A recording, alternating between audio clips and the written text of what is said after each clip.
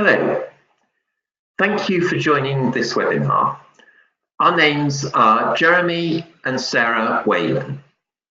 Today, we're going to present a webinar on Sprint, concentrating particularly on teaching approaches that work with pre-teens and young teenagers. We will give you plenty of time to look at each slide before we talk about it. We'll also try to answer any questions that you have at the end. Please write the questions in the chat room. So, first of all, Sprint is a general English course for secondary education. It's a 4-level general English course, and we didn't write this series, but we think it's very important to acknowledge the authors who have put in a lot of work into developing this excellent course. So we've listed the authors there, so just to say thank you very much to them. And as I say, this is a 4-level course, and the target is for secondary education for young teenagers from aged 11 upwards. And the levels go from beginner to intermediate, or within the common European framework of reference, from A1 to B1, but particularly focusing on the young teenagers for this particular age group.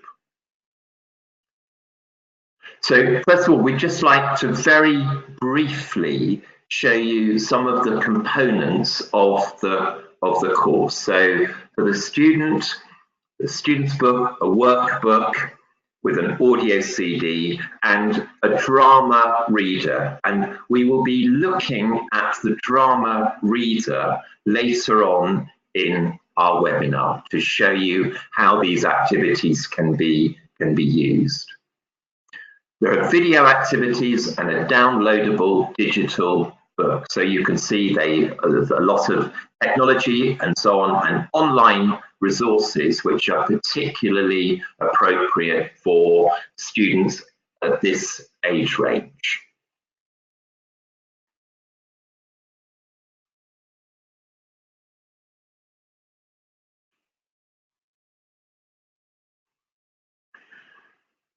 Thank you. And for the teacher, there's also a range of excellent material to help in the teaching.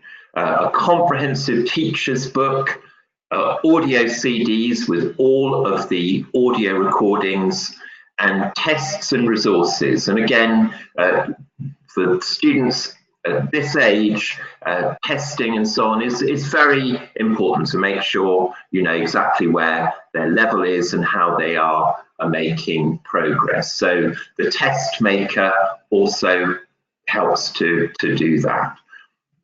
There is a digital book which is compatible with interactive whiteboards and posters that can be used to display vocabulary and so on.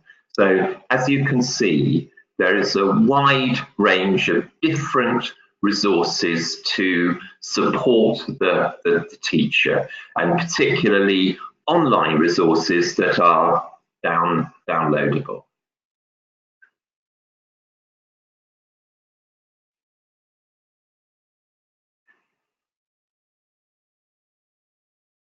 Thank you. Now, as we said, we want to talk about the particular age group that this course is focused on. And so we thought we'd look at some of the different adjectives that can be used to describe teenage learners. And then we want to show how the materials can address these different aspects of teenage, adolescent behavior, learning styles, cognitive skills, reasoning, and so on. So we can look at, for example, the fact that teenagers are creative. They like to think about new ideas and so on. They are competitive as well. So that's something that can be incorporated into helping their language learning. They want to compete against each other. They can be very opinionated.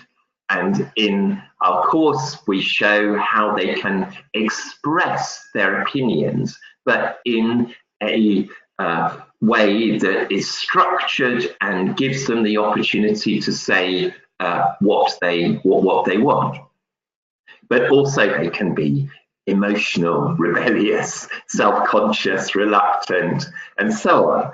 And these adjectives could be seen in a negative way, but actually they can be incorporated into the language learning process to help the students to develop their skills. But as teachers and as course providers for this age of learner, we have to be very conscious and very aware of those kinds of things. And perhaps finally, one other point that is made here in the slide is the idea of energy levels and attention span. Teenagers very often don't have a very long attention span, but they have lots of energy. And so we have to provide activities that will enable them to use their energy, use their ideas and so on, but where if you have a relatively short attention span, you're not expected to do the same thing over and over again or focus on the same thing. So to have a variety of different activities that the students can do, and that takes into account this idea of a relatively short attention span, that as they grow older, that changes, and people can, students can concentrate for a longer period of time. But I think what this slide does is perhaps focus on some of the things that we are going to talk about and focus on when we present our webinar. So we'll just give you a couple more seconds to have a look at the slide and decide which adjectives you think apply to your students and what kind of factors we need to take into account.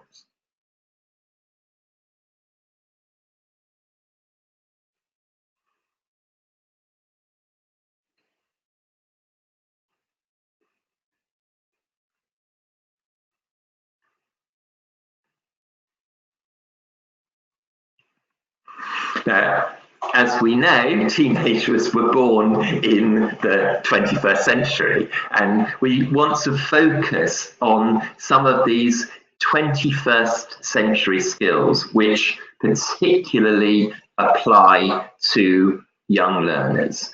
And what we've got are the 4 C's, what we call the 4 C's in 21st century learning. Which are very important.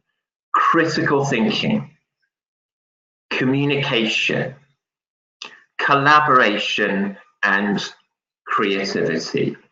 And those 4 skills are put within this framework of the kinds of subjects and skills that students need to develop, along with what they're going to do in the future, their professional development and so on, and looking at the kinds of assessment criteria that are appropriate at this level. So this is the idea of focusing on critical thinking, communication, collaboration, and creativity. And the course thoroughly covers all these aspects, and we hope during the webinar we can present some of these aspects to you and how they can be developed in a practical way in your classrooms.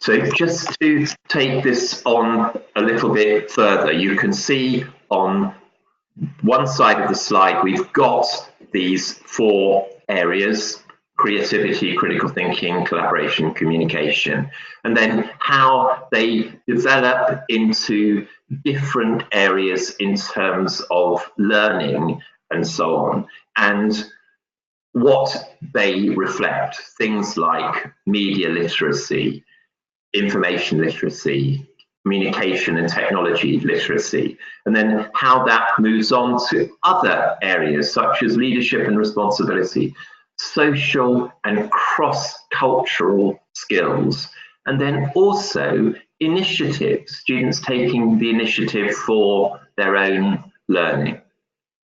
And finally, on the other side of the screen, we've got environmental literacy, global awareness, which we will focus on and have a look at some of these aspects. Financial literacy, extremely important in the 21st century, health literacy, and civic literacy, and awareness of where we live and what contribution we are going to make. So through language, a whole variety of skills can be developed, and we want to show how the course develops these skills and reflects what is happening in the 21st century in terms of student awareness and understanding and their ability to be creative, to think critically, to work together, and to, of course, because it's language, to communicate effectively.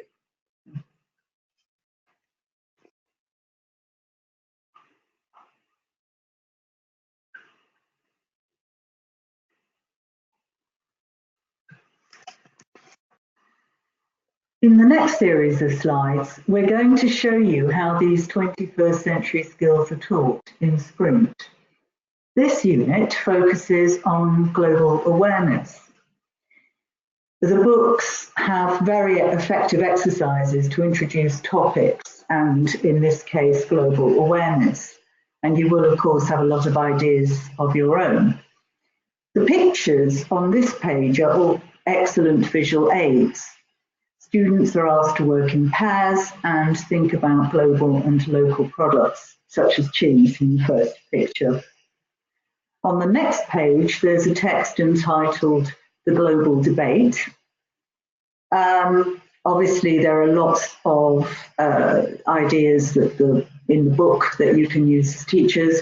You could give students the title before they look at the book, write the title up on the board, and ask them maybe to predict say 3 nouns, 3 adjectives, and 3 verbs that they think they might read in this text. Ask them to write 3 facts about global issues and 3 opinions. You can then help them to look at the contrast in the language that they've used. I think it's terrible that plastic is dumped into the sea, an opinion, and then 2 tons of rubbish has been picked up on local beaches, fact.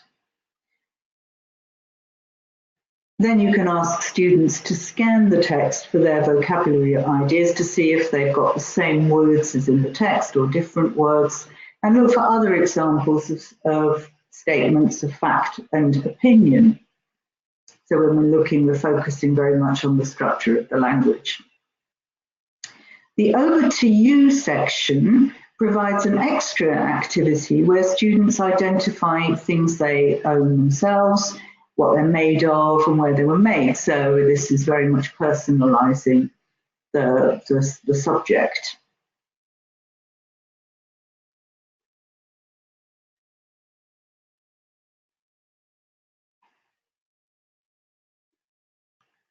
So as Sarah showed in the previous slide, we had things on the global debate and so on, and things where there are global topics and local topics, but also the idea of living within a multicultural environment, the realities of living together and so on, the social cultural realities. And these are presented in an engaging and thought-provoking way that attracts teenagers' interest and keeps their short attention span going, but it also has cross-curricular material which the students are aware of from other subjects that they are studying at school, and is in tune with their own interests and their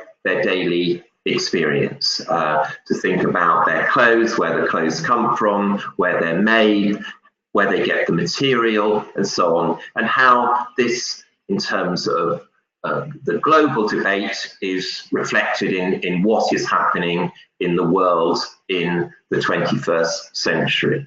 So here we've got a focus on both the culture and the CLIL, where we've got content and language integrated learning. So both the content and the language are integrated, which is a very important concept in terms of attracting the attention and the interest for preteens and young teenagers.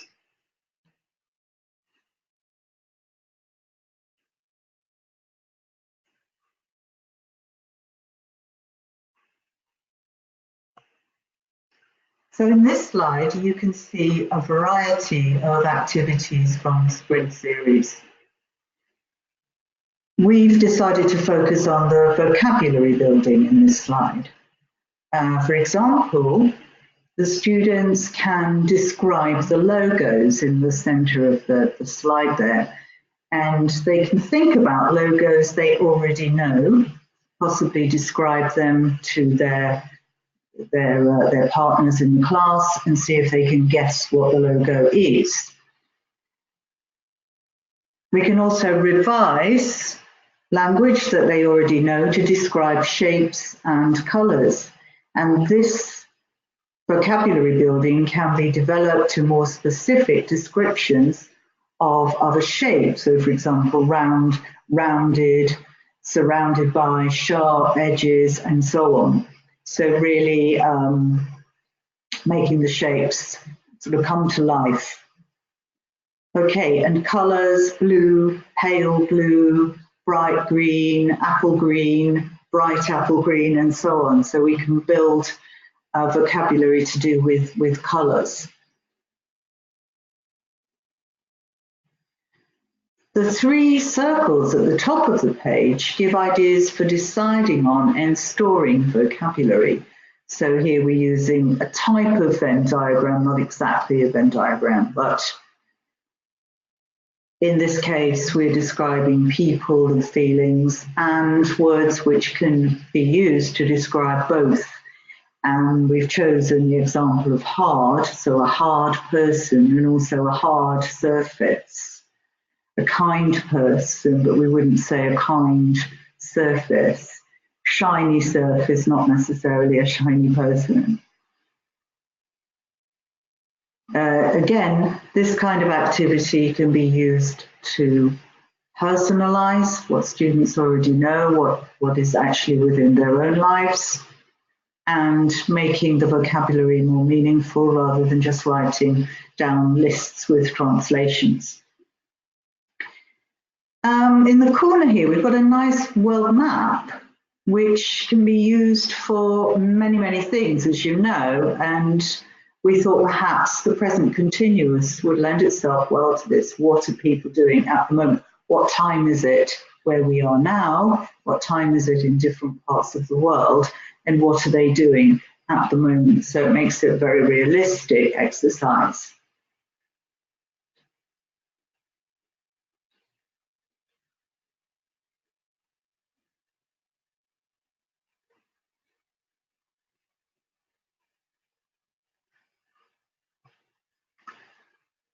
So we're now going to just move on and have a look at media and technology. Again, another subject area that is very motivating for teenagers and helps to enhance their learning experience. And the material helps teachers to respond to the students' interests and so on. And there are other features that have both the print and the digital components to enhance the learning process. But media and technology obviously are of great interest to people within this age group. But of course, there are some things that we must be very conscious of as teachers and very aware of when it comes to using material in this field. And it's a very stimulating area, and there's lots that we can do with it, but we have to be conscious of the way that things in media and technology change very, very quickly, and teachers need to be very conscious of this, we feel.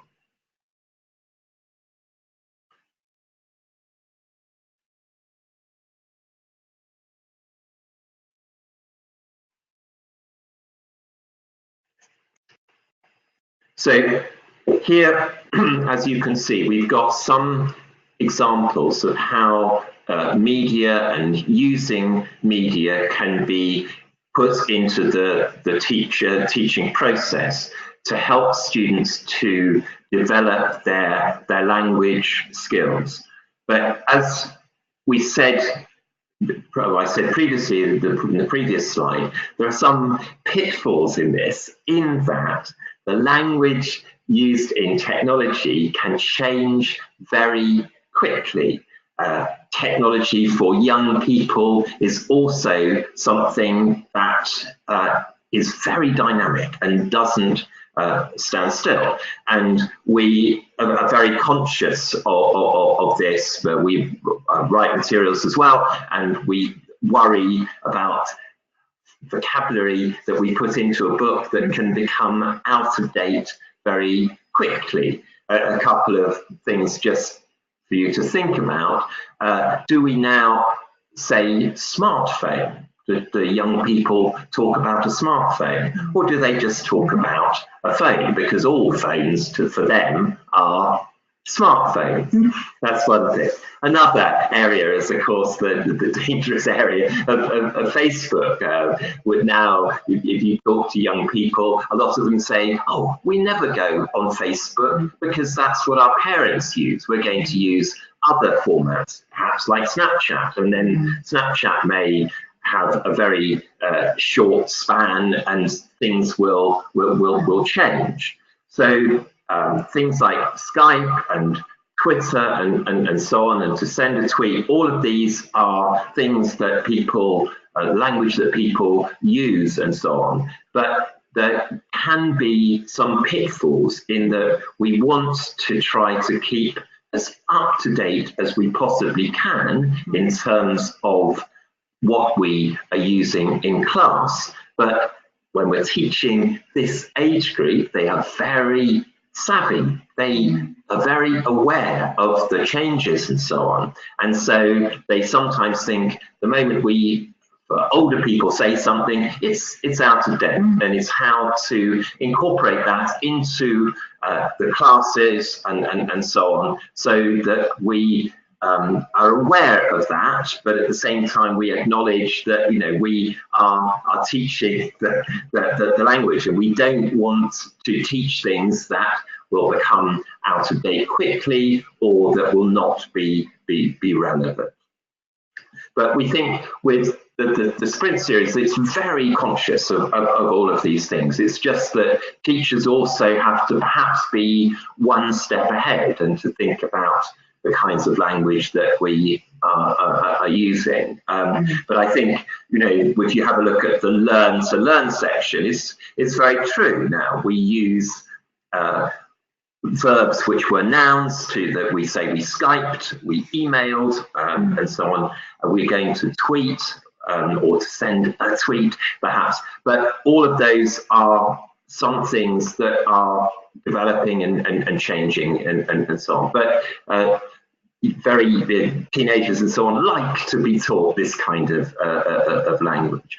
And then one other area of this learning to learn is this idea of thinking about collocation, where you have a word like media, and there are many other words that collocate with that: mass media, news media, national media, local media, and so on, and how that can be used in an appropriate way and in context.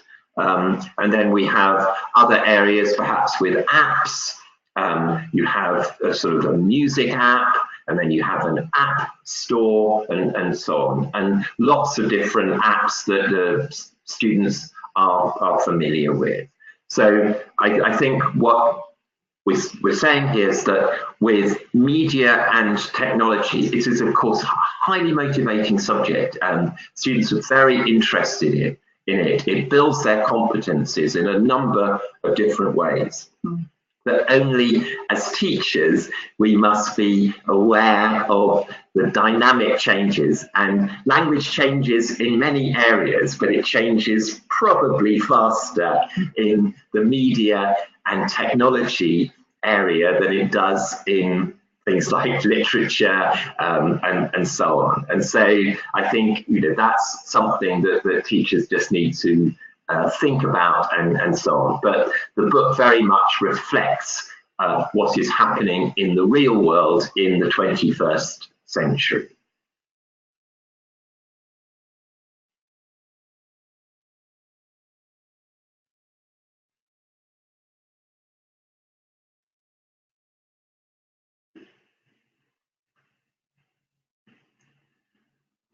Thank you. What we thought we'd do now is just to have a look at the course structure in the student's book, and then to look at some specific items. Obviously, we're not going to be able to cover all of these in the course of the webinar, but what we thought we'd do is just to look at an overview of the student's book and the different aspects of it, so that you can see that it is comprehensive, it reflects the real world, it has a range of different activities, so that this takes into account the attention span and learning styles of this age group, and then other activities in terms of culture and festivals and the drama reader that we'd like to look at to show you, that will help to develop a range of their skills, of their language skills. But at the same time, as you can see, there's a very thorough work on developing reading, writing, speaking, listening skills, and grammar, in terms of having aspects of the grammar carefully structured so that they are introduced at an appropriate time and appropriate level for our learners. So we're not moving away from that structured approach, but it's there, it's embedded, it's extremely important, and it helps to develop the students' language skills. And at the same time, there's also a lot of revision of language that they have been taught, but they need to look at again, so that they always feel confident. And this is a very important factor, I think, for learners at this age, that they doing things that they're familiar with, first of all, but they don't spend too long doing it because they will get bored, but that it helps them to move on to the next stage in their learning. So here, this is just the course structure for the student's book in the Sprint series.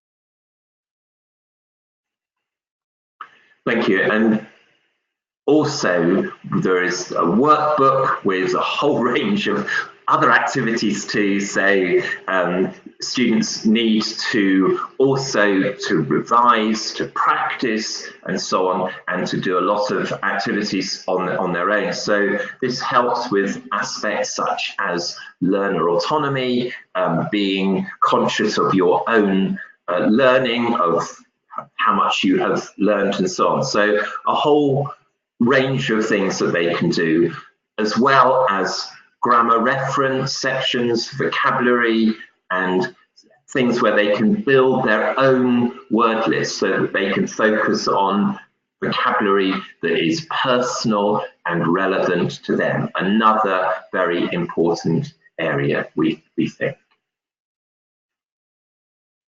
And finally, in the section, just as we said, for teachers, there is a range of material to help teachers looking at testing and so on, a very important aspect of the whole educational process, that we have to be conscious of the need for testing and so on. And then other areas to do with culture, pronunciation, and so on. All of the things that you would expect from a comprehensive course book, but presented in a very attractive way, which always reflects the needs of the learners at this age group.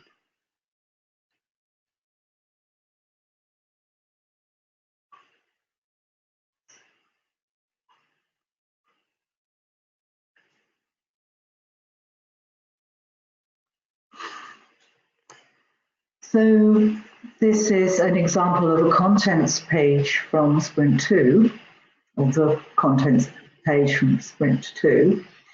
And teachers look at the contents page with great interest to see if the book is going to be suitable for their students. And the contents page here gives a very clear overview of each unit, showing the topic, the vocabulary, the grammar, pronunciation, functions, and the extra information, the skills in each unit. As you can see, the pronunciation is integrated into the unit rather than taught as a standalone language area. And this is something we feel is very important. So pronunciation is integrated. It's not just something which should be isolated, but it's built into each of the lessons. The books follow a very logical progression, and topics do reflect the interests of this age group. So the natural world, holidays, eating out, and rules and regs. And these are things that teenagers can relate to.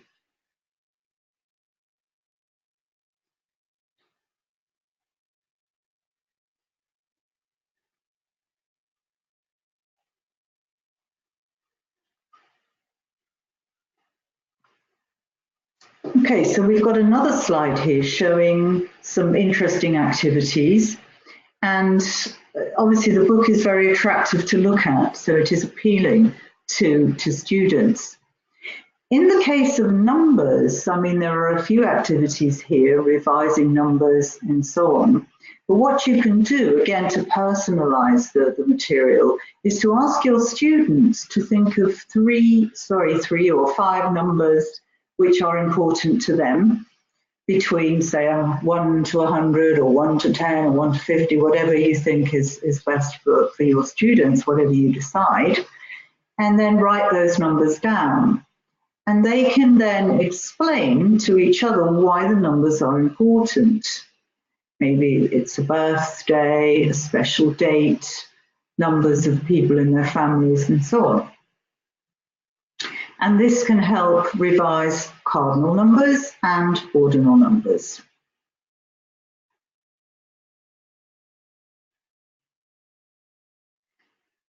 Numbers can sometimes be difficult to hear, to understand, 13, 30, and so on. So it's a good idea to get your students to listen very carefully, and also to teach them to ask for repetition sometimes. It's very important to do that when we're asking for specific information.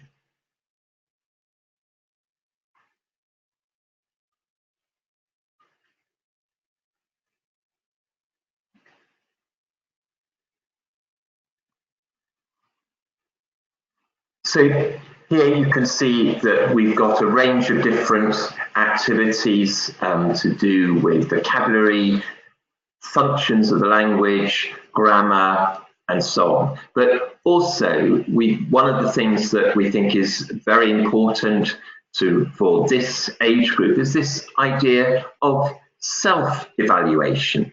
For students, they want to see how they feel their language is developing and what stage they are at.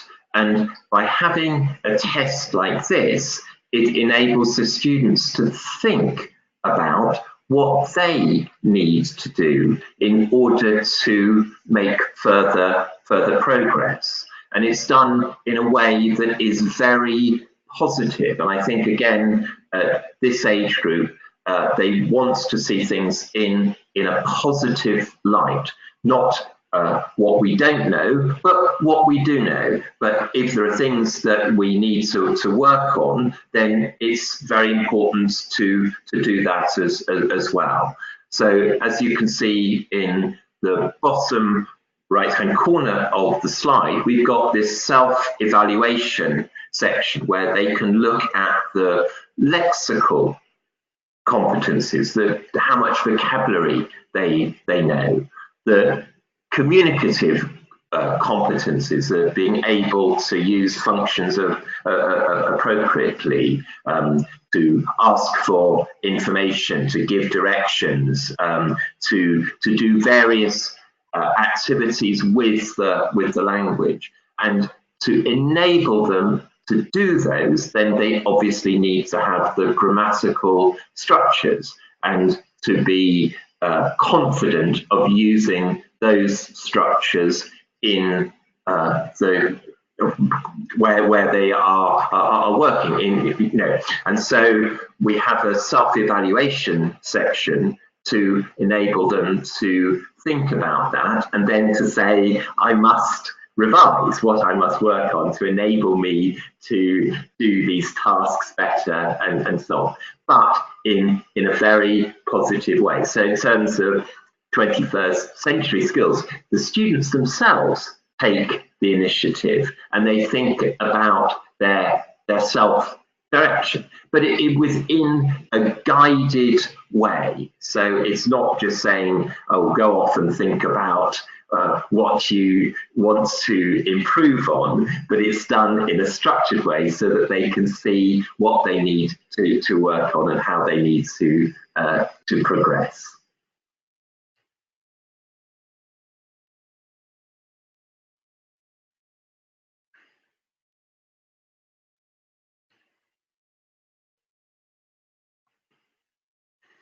So on this slide, we can see 3 different activities, which actually are very nice activities to use with students. Looking at the left-hand side, mind maps provide a meaningful way of storing vocabulary and can personalize language when they compile them themselves. So once students have seen an example of how they work, they can then be encouraged when they're learning new vocabulary items to make decisions about whether it's a noun, a verb, an adjective, and so on, and to make their own mind maps and word families.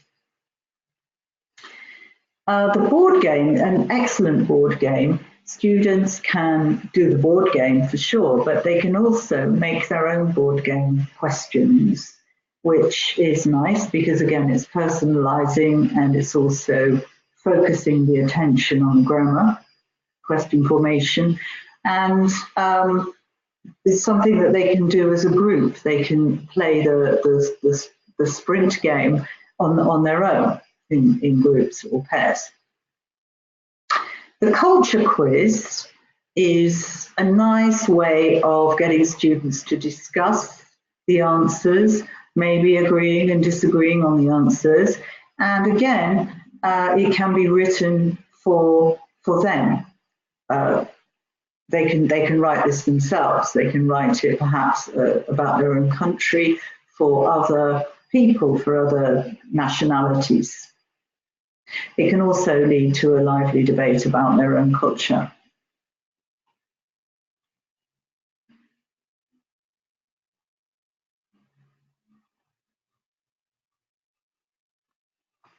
So here, this again is just to give a graphic of the unit structure and the ways that the language is introduced. Just very briefly, there are two presentations of text and dialogue. To do this, to introduce language, which in one way can be more formal in the narrative text and in the dialogue in a less formal way. So this double input provides a range of different language inputs that focus on the same kind of topic area. And this is then expanded on with the vocabulary and structures, and then work on grammar. And then going on to what we were talking about before, the skills with the CLIL basis. So they have a range of interesting content in which they can use the vocabulary and the grammar that they have been taught in a meaningful way. And then just what I was talking about before, this idea of self-evaluation every 2 units. So a whole range of activities. And as we have mentioned on a couple of occasions, this idea of the pronunciation tasks being integrated into the course, not taught as a separate standalone item, but introduced as part of the language and so on, which we think is the best way in which students can improve their pronunciation skills.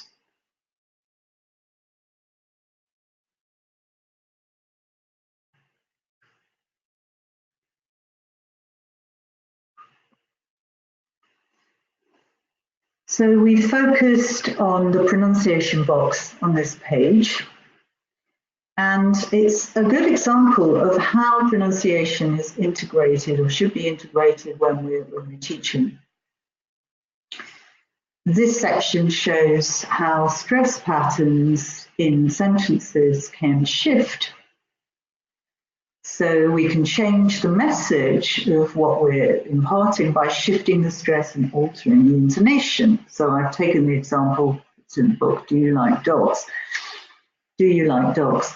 And if you shift the stress around the sentence, you can shift the meaning. And what you can do with your students is to ask them, what do you think I mean if I say, do you like dogs? Oh, I wasn't sure. I didn't know that.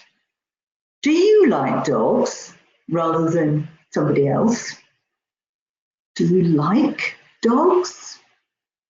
I'm really surprised. Do you like dogs? Rather than cats. So by shifting the stress, we can show students how the language that we're teaching them is not just about the grammar, but it's about the way you say it.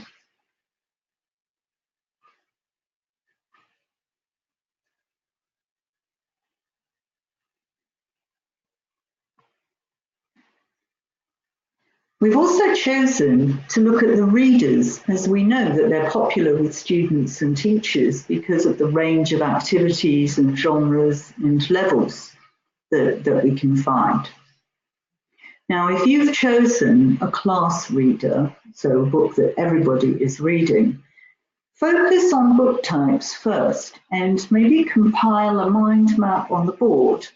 So ask your students to think about different types of books that they like, different types of books that people read, so science fiction, romance, horror, adventure, and so on. And then take your chosen book and just look at the cover. Ask your students to think about the genre of the book. What kind of book is this? How do you know? what can you see on the cover? And then look at the title.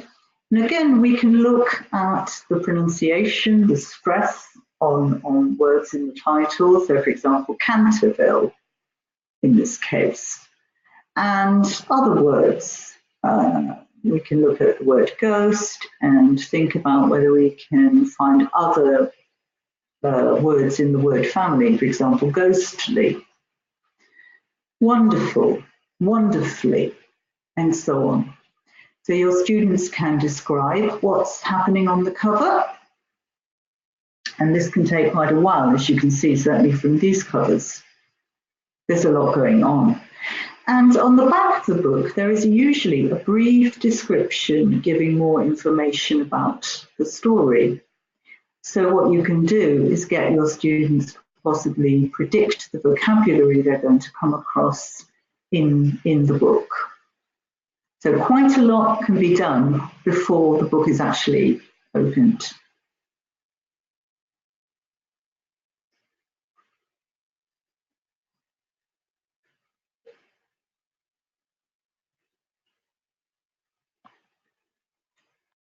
We just wanted to take this a bit further and show you some of the information that is given in the sprint books about both the Wizard of Oz and the Canterville Ghost, and how these two stories can be used and then created into a drama that the students can act out and perform. But as Sarah was saying, when the students can get a lot of information from the front and the backs of the books in terms of the visuals and so on, information about the author, a summary of the plot and so on. And then very often with popular stories, they have been turned into films, and there are nice pictures of characters from the films. And all of these can be used to attract the interest of the students. But at the same time, they may need to know some specific vocabulary that will help them to understand what is happening and put the story into some kind of context. So, for example, with The Wizard of Oz, this idea of a cyclone that blows Dorothy into the land of Oz and so on, and then to make sure that they understand about a witch, what type of person a witch is, and the cowardly lion, and what aspects of that character might come out during the progress of the story. So there is a range of activity, cowardly, wicked, and so on, which is important for the students to be able to understand. So there may be some pre-teaching that's required to enable the students to fully understand what is happening in the story, but the visuals and so on will help enormously to attract the students' attention, and these can be used in class.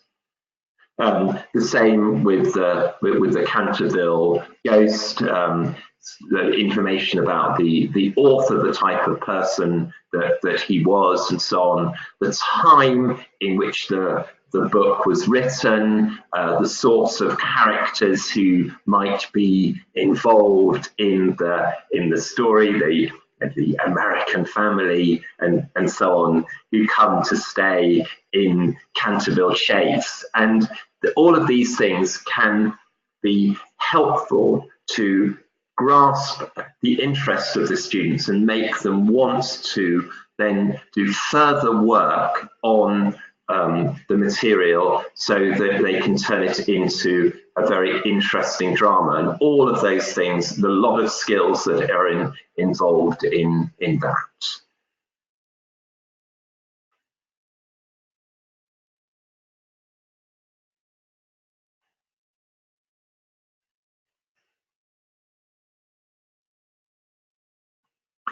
So I think this is a lovely couple of pages here where we've got pictures of the different characters from The Wizard of Oz and the Canterville Ghost, and to help the students to think about the characters and their characteristics as well, what sort of people they are, because this will then help the students when it comes to acting out the drama. So we've got lots of different characters. We know the background, the story, and so on. So who the Wicked Witch of the West is, the Cowardly Lion, the Flying Monkeys, all sorts of things which are very appealing to students at this age,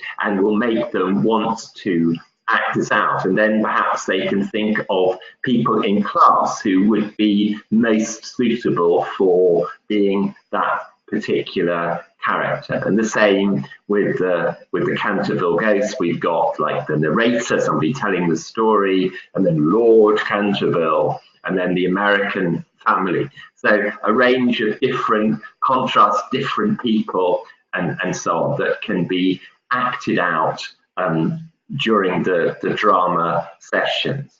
But I think the important thing with this is that everything is staged very carefully to keep the interest of the students, to make sure that they're not doing activities and so on that are outside their range, but at the same time being challenging in a wide range of different skills that they will need to have when they come to do the drama.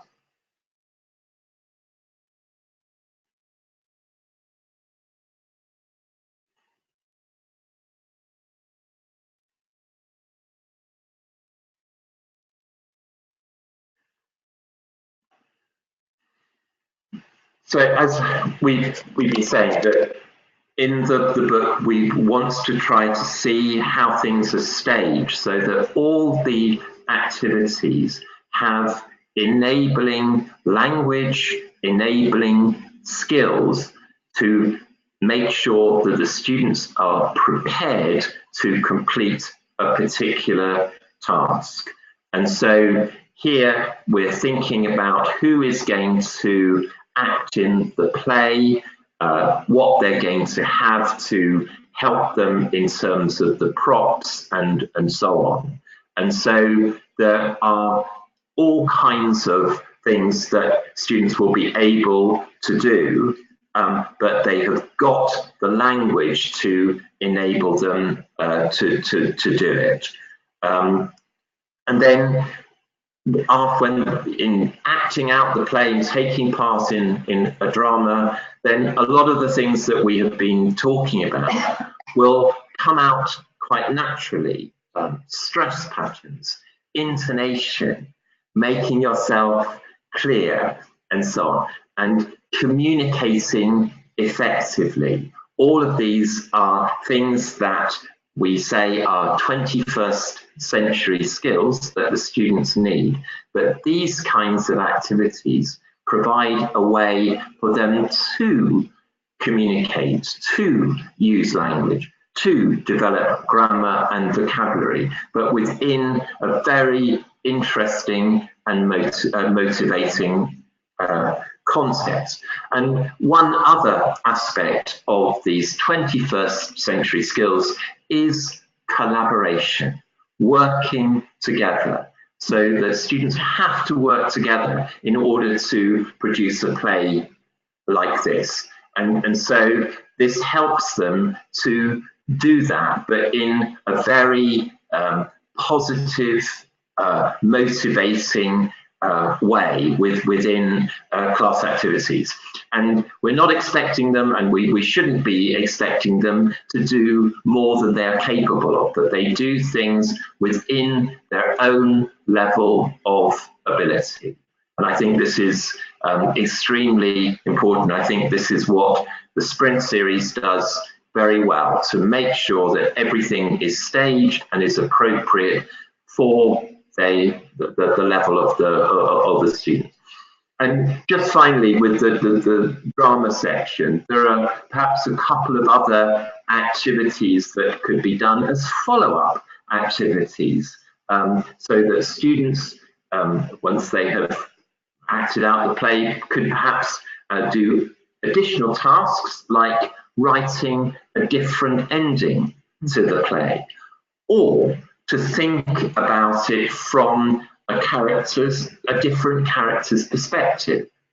So very often in The Wizard of Oz, we think about Dorothy and everything is focused on Dorothy. But how about perhaps from the focus of the Cowardly Lion, or the wonderful Wizard of Oz himself, how he feels? And so to look at things from a different point of view. Again, a very important 21st century skill, not to see things just as they are, but to look at things in a slightly different way.